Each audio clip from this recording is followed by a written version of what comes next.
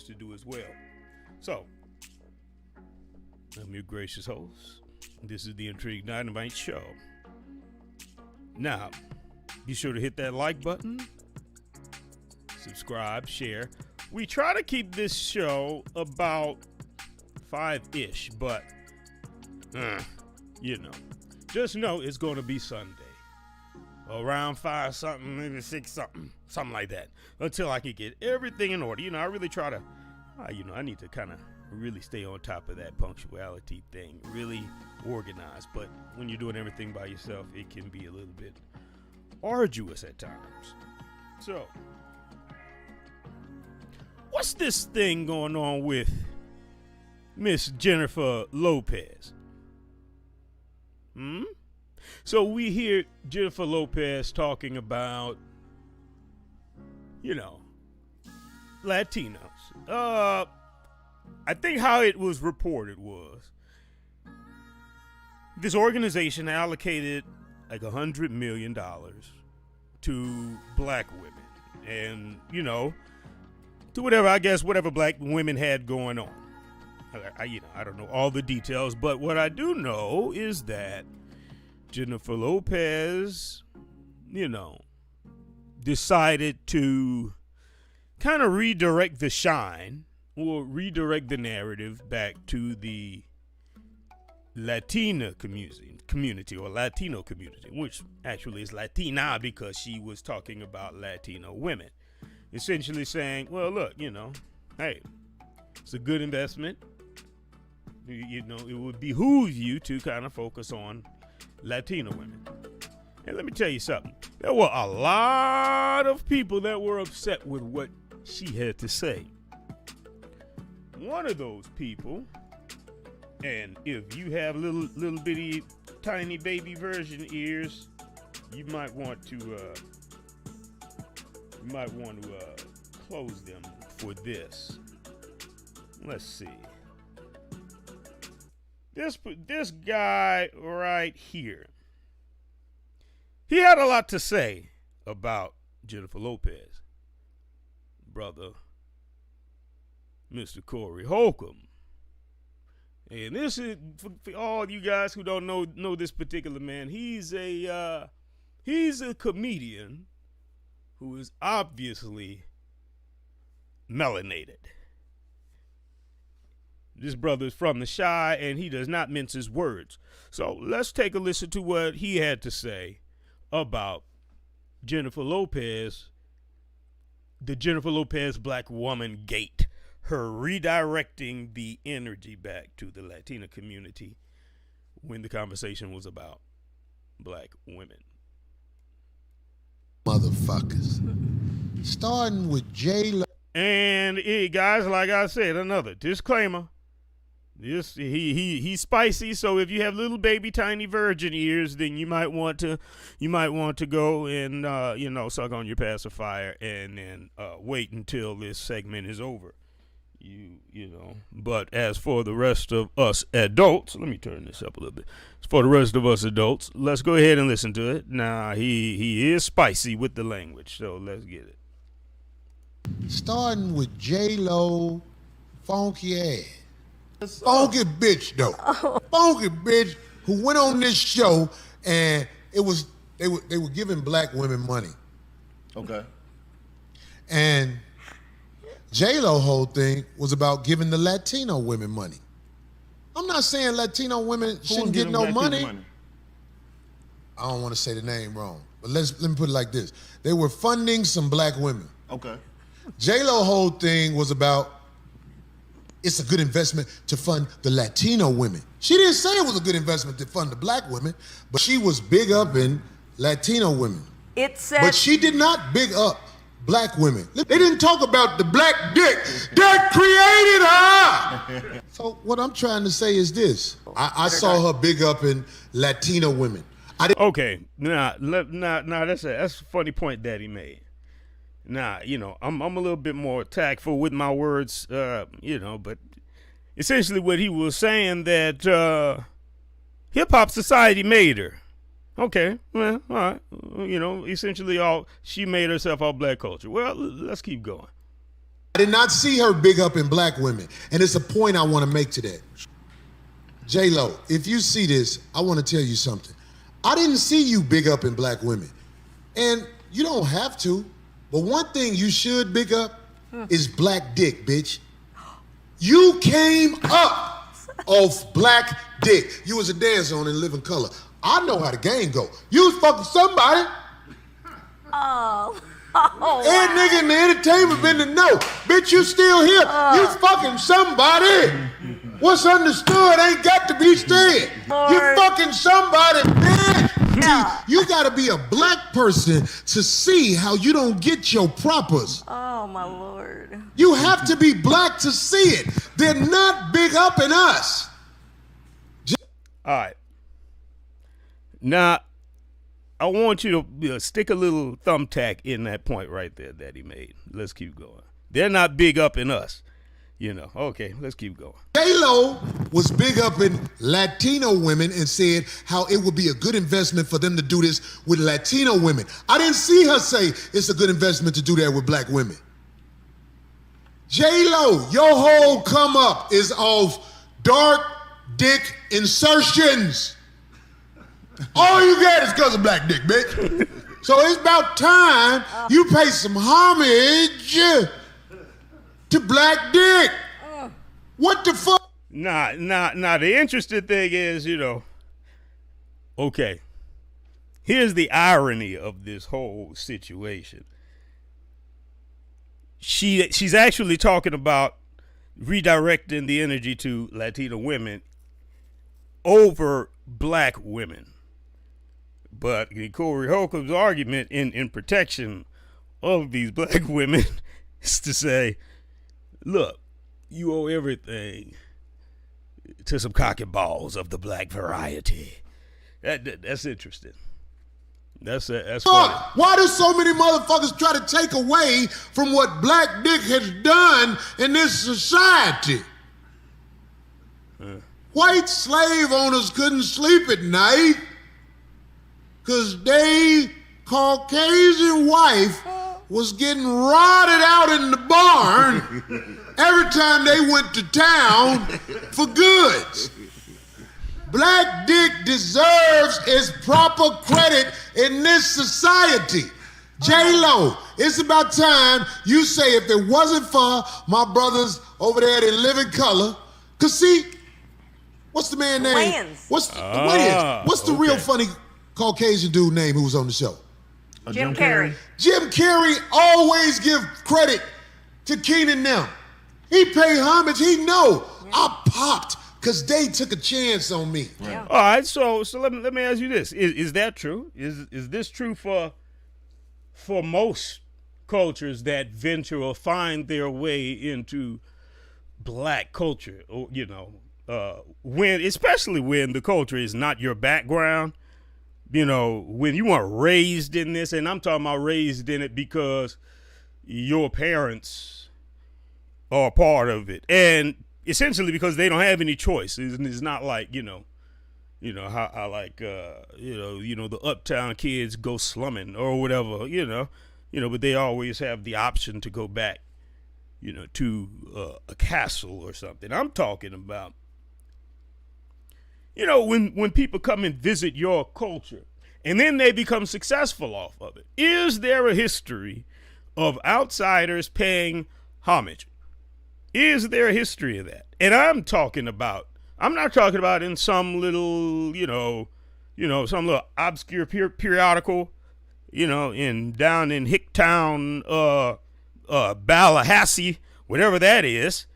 Maybe in like a school article, they'll probably say, I got my influence from black people.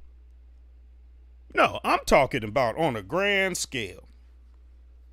And I'm not talking about just mentioning the culture. I'm talking about mentioning the people who the culture belongs to. Because a lot of people, look, people would like to give hip hop credit before they give black people credit. They'll give Egypt credit before they give black people credit. It's like they'll give they'll give credit to the idea of a thing, or maybe a society or an organization, but not the body of it. It's an interesting thing. So do you believe that? Do you believe that there's been a history of people paying homage? And right now, he's expressing his discontent over Jennifer Lopez. Now, the interesting thing about this isn't there's a narrative almost like we're one and the same, that black and Latinos are one and the same. So, in Corey Holcomb, he also has a co-host who is Mexican, Darlene O.G. Ortiz. On his show, 5150 show, you should check that out. It can get wild in there, but the brother does not hold his words, and he speaks whatever variation of the truth that he can as accurately as possible. That's one thing that I'll say about him. And if he's wrong about something, he has no pride. He'll come back and he'll correct the record. So that's one reason that I rock with Corey Holcomb most of the time. All right, so let's keep going. Just keep that in mind, whether or not there's a history of giving the actual people who are black credit when you make it all the way to the top. I'm not talking about a little bit. I'm talking about when you blow up. Here we go. When you gonna say that, J-Lo? When you gonna say you pop because them Wayans boys took a chance on your Jenny sitting on the black block ass? Because I watch when they be giving credit to certain people. I watch what happens. I'm like, right they didn't say where it came from. They just, like when you make it, my Latino heritage. Bitch, your pussy got beat up by dark dick. Your career started by the dark dick you was fucking to let you dance on In Living Color. Will one of the Wayans please come on here and tell the true story of how this bitch got any opportunity? I know y'all. Them Wayans some real ass niggas, to be honest. Yeah. They don't give a fuck. Keenan don't give a fuck, nigga. Keenan, will you please come on to 5150 and tell us how this bitch got everything she got? Who was fucking the hoe? Which one? All right, now let me get he's just going to keep going. But let me get straight to this idea right here. Let's talk about this. What is it when people get so comfortable? They get very comfortable with your culture. I mean, they as you saw in the thumbnail, what was it? It's the scene from Dave Chappelle's show. Dave Chappelle is essentially kicking his feet up. That's the Rick James scene. Hold on here. Now, when you do this black and brown stuff, when everything's black and brown, whenever there is a conversation about black, it is going to waken up the brown. It's almost like this. Do this experiment. Walk outside and just ask anybody to finish this. Say peanut butter and see what they say. See what they say. Just say peanut butter and go out there and just say Mary. And see if somebody finishes it. Just go out there and say happy. Somebody will finish it. Why? Because psychologically, whenever there is a phrase that is constantly utilized, anything in that phrase is going to feel naked without the other. It's almost going to feel like whenever you're talking about this, you're going to have to talk about that. You say peanut butter and jelly. I know it now. In your mind, you might be thinking, no, I'm thinking animal crackers. But no. It's when you, the phrases that are constantly repeated over and over and over, subconsciously imprints in your brain that whenever you mention this, it also brings up that. It also, or whenever you think of this, you should think of that. So now we have black women getting a little something for themselves. It's like, oh yeah, black ladies, what is this? Let me switch this sound. I don't understand it. Get off my thing. Yeah. So now that we have the focus on black women, along comes Jennifer. But guess what, guys? And this might be controversial, and let it be then. I'm not mad at Jennifer Lopez. Jennifer Lopez did what she was supposed to do. Yeah. She's supposed to do that. Y'all, you didn't know that? It's look. The game is not about the way that you feel. Look, guys, look. Let me tell you something. All right, I'm gonna give you a little piece, of my, my background. Check it out. I am a chess player. Now, if any of y'all want the smoke, just let me know. It ain't nothing but a thing. Just put your challenge down, and then we could do that. But I digress from that. Now, one thing that I understand is that in chess, there are different types of players. You have like your online casual players. You'll have your hustlers. You have your trash talkers. There's different levels. But when you decide that you're going to make a living out of chess, the fun is gone. Look, the higher up in chess that you go, the less fun that it is. Why is that? Because the amount of competition, to improve on, look, everybody has the same books that you do. Everybody has access to the same information that you do. How can you defeat any opponent that has access to the same type of information that you do? Well, here it is. It is who wants it more.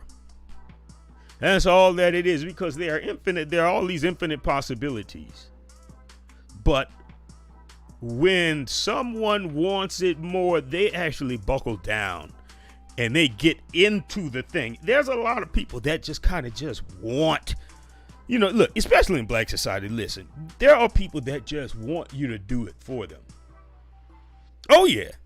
They want you to do it for them. They will understand that this is a competition.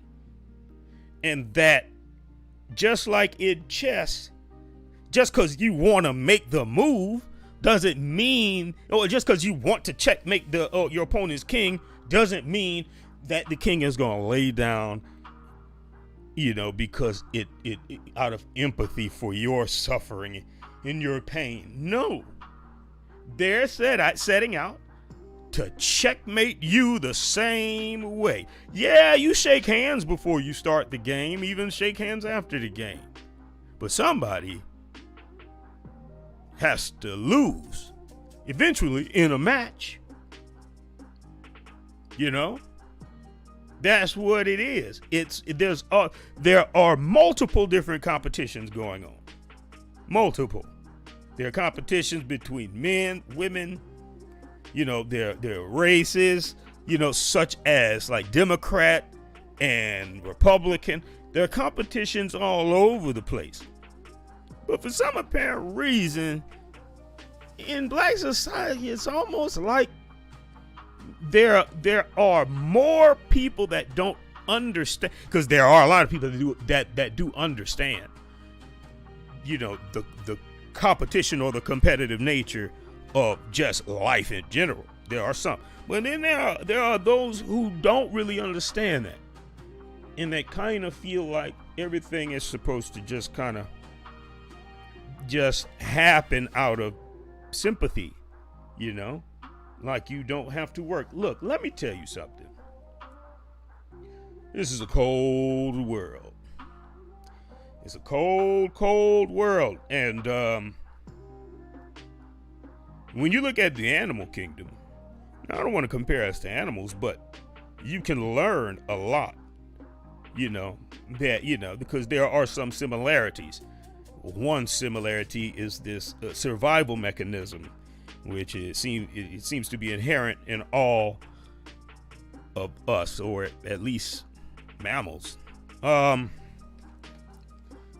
Is this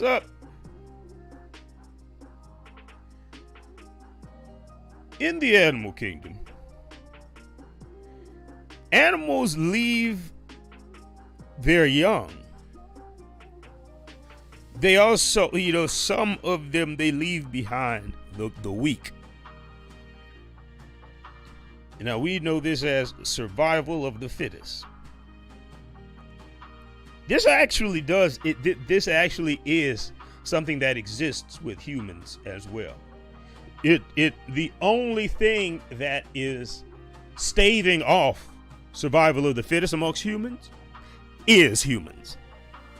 The only reason that is not taking place right now is because humans are moved with enough compassion to do something for the less fortunate. Hold on right quick. Let me replay this. Okay. Let me check my music right quick. Yeah. Now, and listen, now, guys. Now, I'm gonna share a story with you. Shoot, hey, I'm gonna just put it out. Look, man. There are a lot of there's a lot of us, man, that they just don't understand. There's this thing called janky revolutionaries. Janky revolutionaries. Now, this was a title that I was actually going to do a show on. About janky revolutionaries. Look. So I had this situation, right, where somebody, was checking out, one of my videos, right? Look, hold on right quick, because I'm gonna bring it up for you. Because I found this quite interesting. Hold on. Let's see here. And it just goes to show you just the mindset. The mindset of a lot of black people. Look, and this is something that happened to me. Yeah, right here. All right. So now, what happened was, I get these notifications, as a YouTuber, I get these notifications, because YouTube pretty much, likes to communicate with its content creators about different things, about how to, monetize and, increase your viewership, all that type of stuff. Well, what they also do is they let you know if someone has been taking your material. It's this copyright thing that they have. And I said, okay, all right, well, let me go on and check this out. Sure enough, I clicked on the notification. I'm hoping that it's something about, something positive, and sure enough, no, it's YouTube saying, look, somebody's taking your video. And I'm like, okay, who's this taking my video? All right, well, let me go on and check it out. And so what they do is they also tell you what percentage of the video the person had been taken. And I looked at it and it said 100%. And I'm like, somebody, who Who's this taking 100% of my doggone video? All right, well, let me go on and check this out. And sure enough, I look at the video, and yeah, so a guy puts my stuff on his channel. Now that didn't really bother me too bad, but the issue was this. He asked, "How do I get monetized?" This is the question that he asked. And so I commented, I said, well, listen, brother, if you want to get monetized, one thing that you got to do is learn, is you're going to need to react to these people videos. What is this? Hold on, let me stop this music. I said you're gonna have to react to the videos. You're actually going to have to like alter the content, like do that, because if you get a copyright strike, they won't monetize your channel. I go about my business, I get another notification. Say, oh, okay, let me check this notification out. It's YouTube again. I'm like, what? And they say, somebody's still taking your videos, man. I'm like, oh, what? Somebody still, what? Who's taking my video? Because listen, I've never had that happen before, Somebody just copyright, infringement on your video, on my video, I'm like, okay. So I check it out. It says 100% of the video is taken. Again, I'm like, wow. It's another video. And this is like 4 minutes, like 4 hours after I uploaded it. It's already, I'm like, okay. I check it out, same channel. I'm like, wow. God must really like my stuff. Okay. I then go back and then I look. And I'm like, oh, okay. He responded. He responded to my message, to my comment, where he was asking about how he can get monetized. He was asking someone else, the person that uploaded my video. And then I saw that he responded to what I had to say about being sure to alter the content by actually speaking on it, giving a review. Like, it's problematic if you just take the full video in its raw form and just paste it on your own channel, and this, that, and the other. And he said, look, you don't do this for money. Talking to me, telling me you don't do this for money. Blah, blah, blah. I'm this person, I'm that person, like giving me his whole resume and stuff. And I'm like, what the hell does this have to do with anything? And yeah, and giving me props on my content. But I'm like, wait a minute, bro, you just took my whole doggone video. You took 2 of them, posted it on your thing. You ain't even say nothing. I'm like, that's my intro. That's everything. All of this stuff is me. But you just take it and just post it on there. But then turn around and your response to me is, you don't do this for money. Oh, so you just gonna debo my stuff, huh? You just gonna debo my stuff. Do you know how many hours it takes to do that stuff? But check this out. That didn't really upset me. You want to know why I got upset behind it? You're going to say you don't do this for money right underneath the same comment where you're asking, how do I get monetized? You see what I'm saying? So this is what I'm talking about. Janky revolutionaries. These people that think that you're supposed to do everything for free. You understand? Like, everything is just supposed to be given to you. You're going to sit there and say, oh, you don't do this for money. You talking about me. You're not supposed to do this for money. But yet you asking how to make money off of a video, right on my doggone video that I made. That's the funny thing about it. I'm like, the nerve. So yeah, that video had to come down. Because I don't mind, people use my, but you ain't about to sit here and say, oh no, you don't do this for money, but I am trying to do it for money. How do I get monetized? No, that's not how this works. So look, a lot of people, they want things just given. Like they don't want to have to do anything for it. And look, whatever you get, she's going to feel entitled to that. But why? Because you did that. You did it with your narrative. Every time you say this black and brown, then whenever they mention black, they're going to think brown, or brown is going to feel right entitled. Like peanut butter and, oh, jelly. Can't have the peanut butter without the jelly. See, now, let's get into this right here. Let's get into the history of people entering in to black society and black culture. Let's see, is there a history of actually paying homage? Now, this right here, guys. Well, I think I want to play the video. I don't feel like looking that one up. But I did this video on TikTok. And yeah, it was about Elvis Presley. And Elvis Presley is just playing this guitar, and he is just ruining.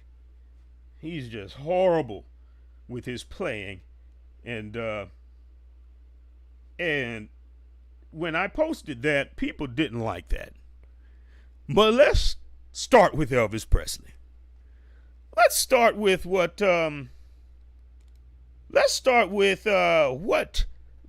black people back then, actually had to say.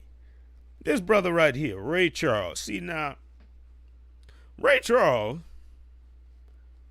the brother Ray Charles was asked by this man right here. Hold it, let me get this right for you.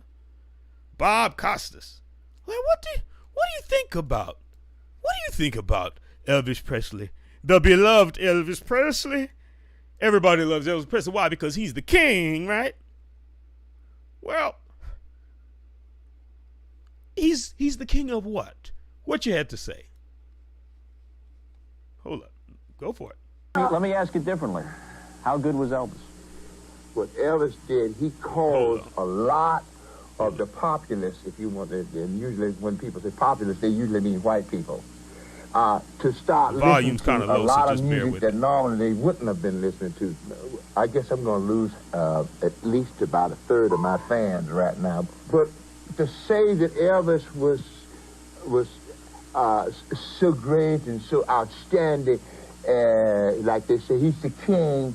I got in trouble because one guy asked me this question, and I said the king of what, and he got mad at me. You see, I don't think of Elvis like that because I know too many artists that are far greater than Elvis. Now, right there, he's being called the king. And Ray Charles said, "Yeah, well, when they asked me about the king, I'm saying the king of what? I mean, y'all talking about the king of rock and roll. It's like, look, man, I know people that's way greater, that's way better. Now this reminds me, who remembers when, let's see, Floyd Mayweather, he was talking about Jeremy Lin. Jeremy Lin is a Chinese basketball player. He's an American basketball player who has a Chinese ethnicity. I don't know how you're supposed to say this stuff today. Anyway, yeah, so he's Asian. And Floyd Mayweather essentially was saying, well, yeah, if he was black, he'd just be a regular dude. It's like, yeah, there are black people that wash him up, when it comes to skill in basketball. But for some apparent reason, it's like whenever there is someone from another culture that does what an average black person does, it's like everybody is like, oh my goodness, you're the king now. So yeah, that's interesting. Now that fast forward to, well, I guess rewind to this. we see Ray Charles essentially saying the same thing. The king of what? Now, but guess what? They become the king.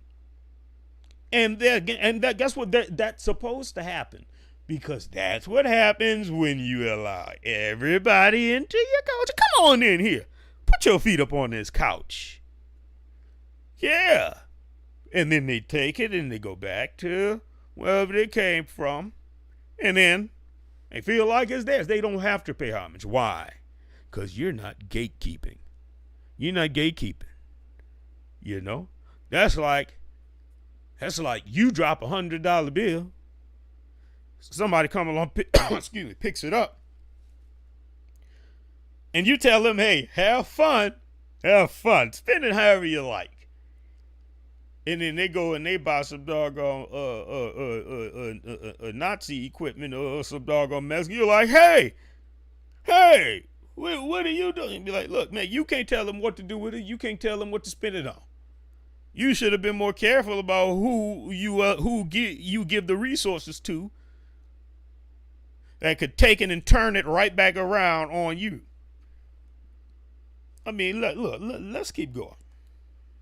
I think Elvis person came along at the right time when he was a white kid that could do rock and roll or rhythm and blues or whatever name you want to call it, and the girls could swoon over him. Nat Cole got in trouble in Alabama when the women swooned over him. Yeah. Well, we kind of know that. Now, I don't know if y'all can hear it very well. Essentially, he was saying that, the women swooned over Elvis Presley. Yeah, so yeah, but whenever it's a black dude, he got in trouble for all the ladies swooning over him.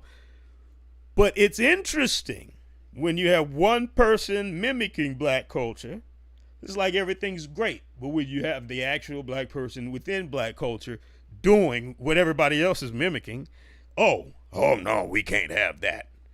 Keep on going, brother. What else you got to say about Elvis Presley, the king? Got put out of town. And black people been going out shaking their behind for centuries. And what the hell's unusual about them shaking their hips and stuff? And that's all Elvis was doing, was copying that. And he was doing our kind of music. He was doing our kind of music. Willie Mae Thornton, Jailhouse Rock. That's black music. So what the hell am I supposed to get so excited about, man? But I think all this stuff about saying he's the king and he's it's a piece of bunk. Sorry. Yeah, man, the man said he's a punk. Look, let me rewind that. What you say Elvis is? Is he the king? Sorry. Come on, what we got? Sorry, piece of bunk. What? It's a piece of bunk. Oh, punk? Sorry, piece of bunk. Oh, okay. Sorry. Just check it. Next quote. Don't ask me no more about Elvis because you got in enough trouble as it is. Nah. So listen. Whenever, and no one can deny the talent of a Ray Charles. It ain't nothing Ray Charles was gonna lose or gain because Elvis. So he didn't have any reason to be just biased. It is the truth.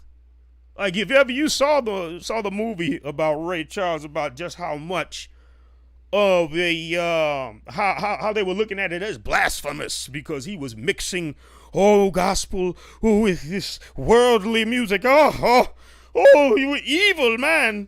Well, then they turn around and then Elvis does it and he's the king. Now listen, let me show y'all something else. I'm going to show you this other video. And this is something that I found disturbing. But guess who I blame? Black people. Like, you can't get mad. Look. People are going to do what they do. But this right here really disturbed me. All right. So, look. This is some guy with some goofy channel, and so he's out here. Now this guy, he's obviously like Middle Eastern or something. His name is what? It's like something. What is this guy's name? Khalif, something like that. But you could tell. Now he is in Chicago. This is in Chicago, so we know, yes, he's like Middle Eastern because black people do not own any of these stores out there in Chicago. But I bet you I know where he is in Chicago, and that's right there on the south side. Now this guy's behind this glass, and he is doing these pranks on black people. And just listen to this. This thing that he thinks is prudent to just sit here and call black men. Here's the prank: call people fruity names. That's what it is. So just check out the respect that black people get when they allow all of these other people into their neighborhoods to come in and siphon the resources out, making money. Let's just listen. I'm just saying, like, Fuck you mean have a good? You have a good one, baby girl. Fuck you mean have a good one, baby? Listen. You have a good one, baby girl. What? You Say, hold on, go on, baby girl. What? Now this man just called this grown black man baby girl. Look. What? You have a good one, baby girl. Fuck you mean have a good one, baby girl? I'm just saying, like, have a good one. I'm saying, you said baby girl. What you mean by baby girl? I'm just like, I just meant like have a good one. That's it. No, you said baby girl. What you mean by baby girl? Do I look like a baby girl to you? Nah, bro, you look like a man. I'm saying though, so what the fuck you mean, baby? Nah. This right here. This black man right here, he just woofing. He's just emotional or whatever. But look, this ain't how you deal with that. This ain't how you deal with that. But we'll talk about that later. But there's a reason. First of all, look at the thickness of this glass. This is, first of all, this stuff is bulletproof. So y'all already feel safe to talk crazy to these people, especially these black people. Now, let me tell you something. The problem is what's going to happen in a little bit. Look, after all this woofing, listen. Baby girl then. I'm just saying, like you I'm cool. Saying, help me understand. You said, baby girl, have a good day, baby girl. Do I look attractive to you or something, or do I? I mean, like let's say I do say you did look kind of attractive. Ain't no, but I'm not with that though. I'm not about that. Let's all that baby girl shit, all that this, that, the third shit. See, we not doing none of that. You know, bro. But it's like, you know, like I'm just joking around. You know what I'm trying to say? Do no baby it's like, girl shit. How about if I call you pumpkin pie? Pumpkin pie. Hey, listen, pumpkin pie. Hey, listen, man. This part right here. That part right there. Look at him. Look at him. All his teeth. All his teeth. Jeez. Yes. It's funny now how you disrespected it in me. You had done disrespected it in me, but then you had said something done funny. And when you had said something that was funny, when you was disrespected to me, I was like, hey. Man, let me tell you something. This is what I want to know.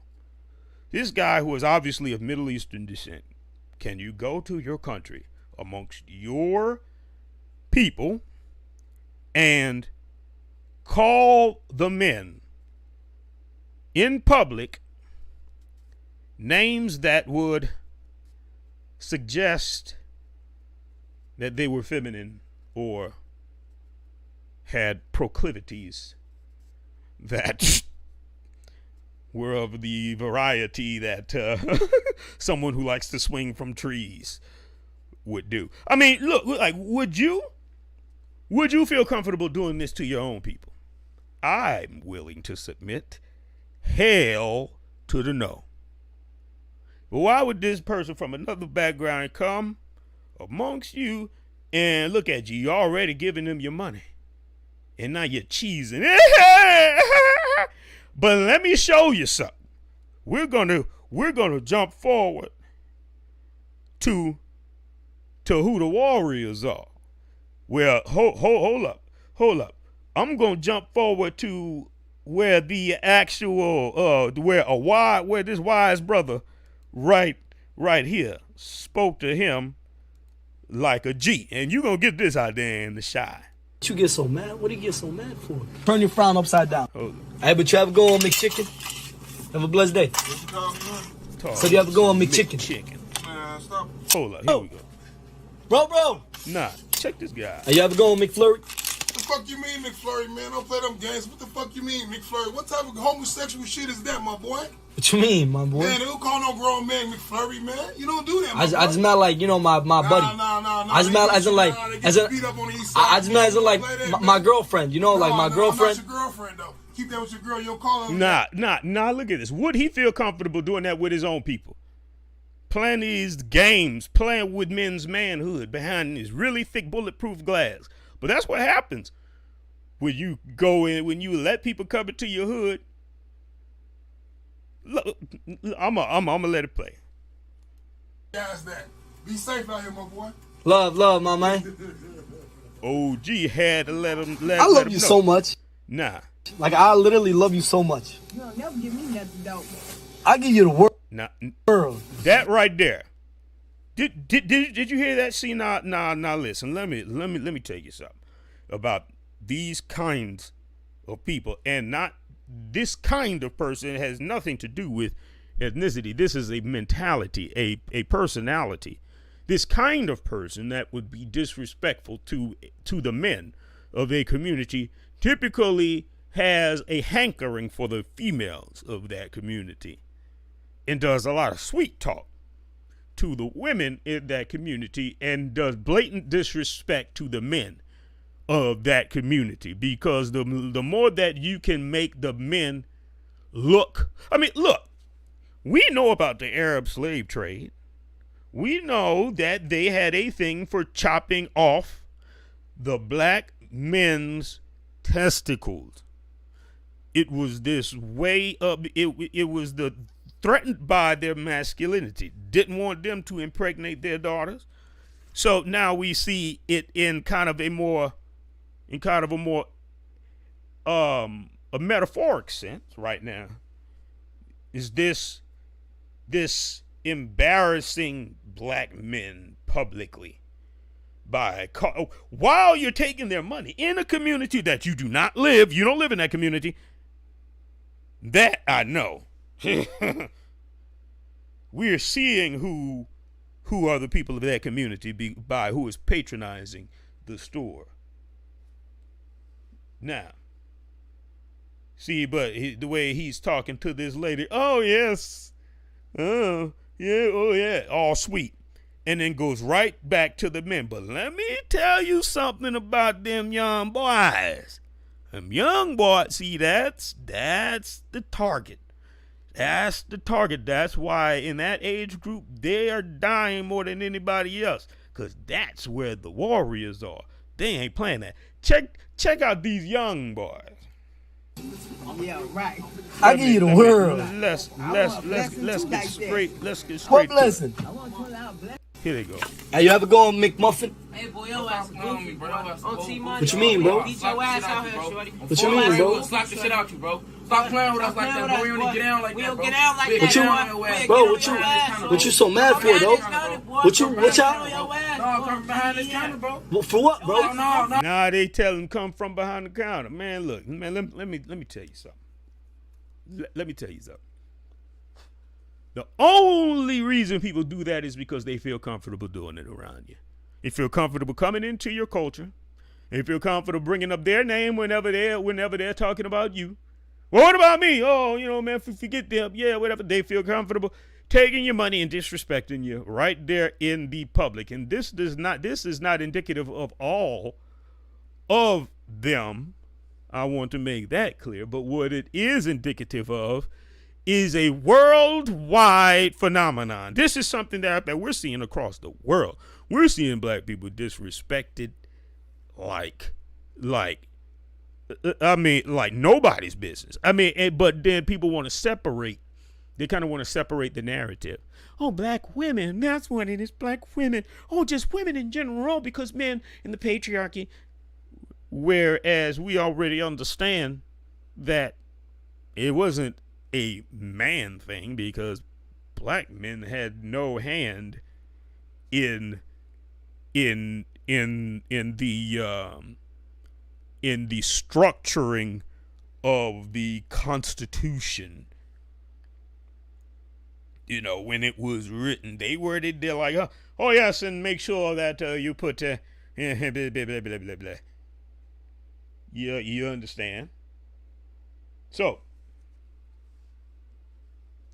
let me ask you something, guys. Why is it just so easy just to come into look, man, do you know how many videos where we saw these hair store owners beating up these black women that was in the store? I mean, they were dragging them out. Man, there are videos all over the place where they're handling children and smacking them up and doing all this stuff. But nobody ever said stop the black hate when it was Asians doing it. But then they say stop the Asian hate, and it is much more palatable, and people still push it. You even have black celebrities pushing it. Why? I'll tell you why. Because Asians are considered people of color. Yes. And when you create the narrative that all of the civil rights and everything that black people have historically been fighting for, when you just change the narrative and put it under the banner of people of color, it makes it look like anyone who is not white can take over a civil rights narrative as just any title will do. Because, hey, they're people of color, and so anything that people have to say about them should be at the forefront. All it is just another tactic in benign neglect. Foolish. But these young boys right here, let me tell you something. They ain't playing. And I take my hat off to these young brothers. Now, the only thing that I'll have to say about that is you're not dealing with it correctly. Because typically when you don't have any power in a situation, people that don't have power, they tend to use violence as a first resort. You know, that's their only resort, because it's the only way that they can show, some sort of power. Like they aren't tactical.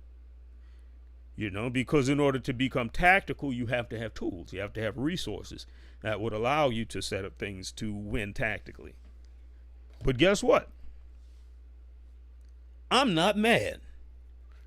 I'm upset. I'm upset. I'm disappointed that these types of things are being allowed in black society, in this level of disrespect, that these outsiders by outsiders, I mean, you do not live in that community.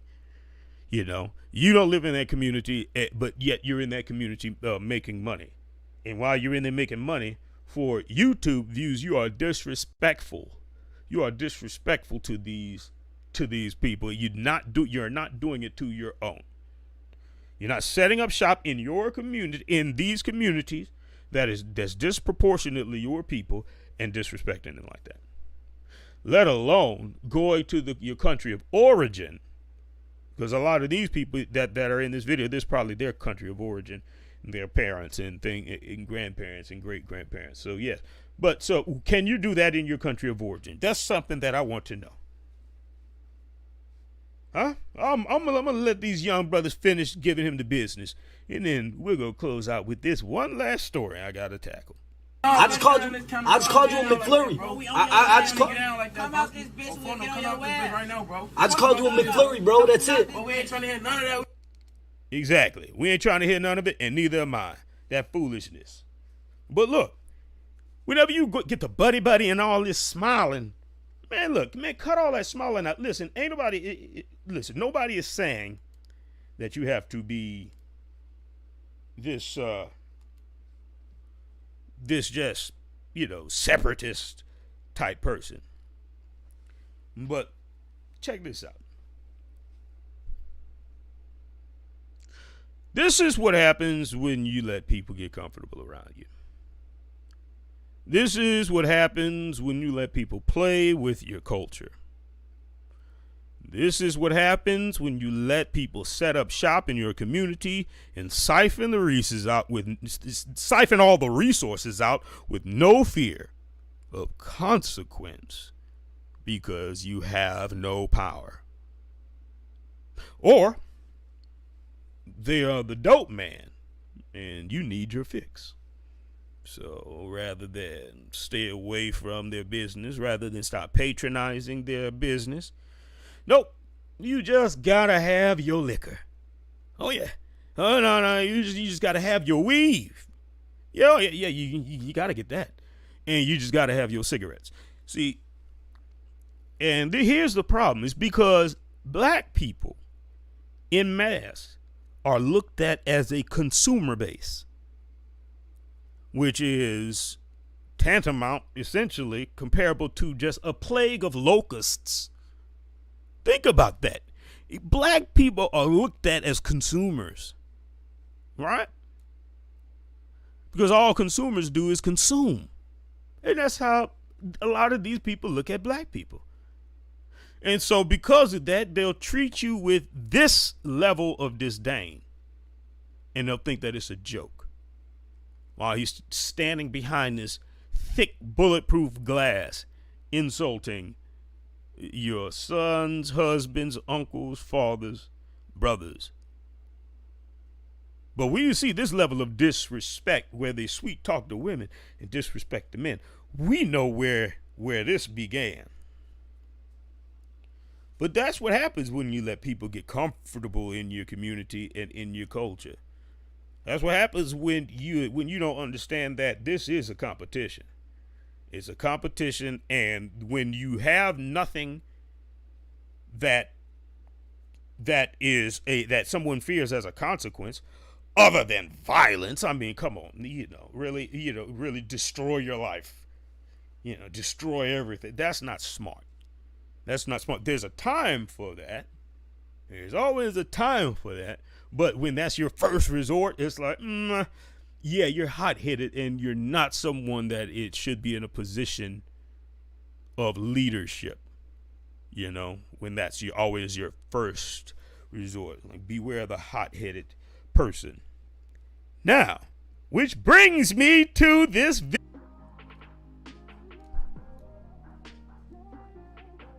It started off great, and hopefully I added a little bit of color to a confusing subject or a cloudy subject.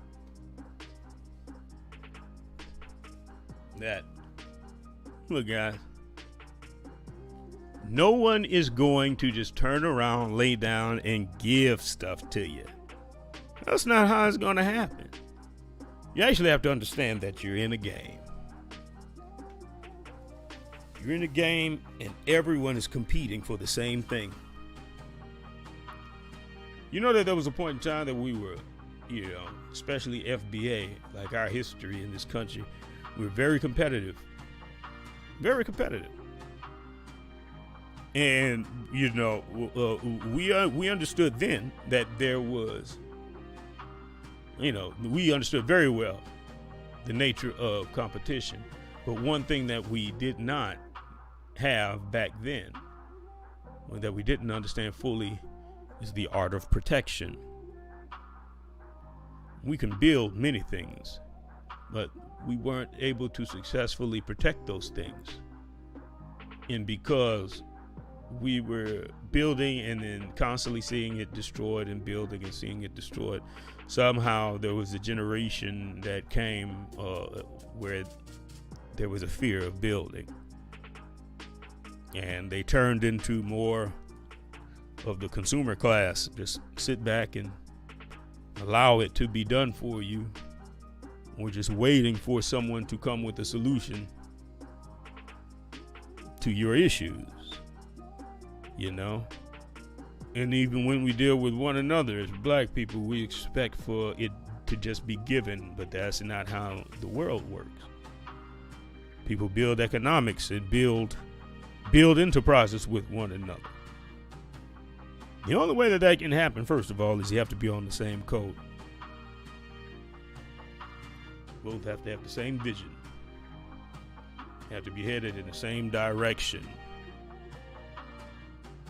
Until next time, guys. Tree Dynamite. I'm out. I'm every day is literally.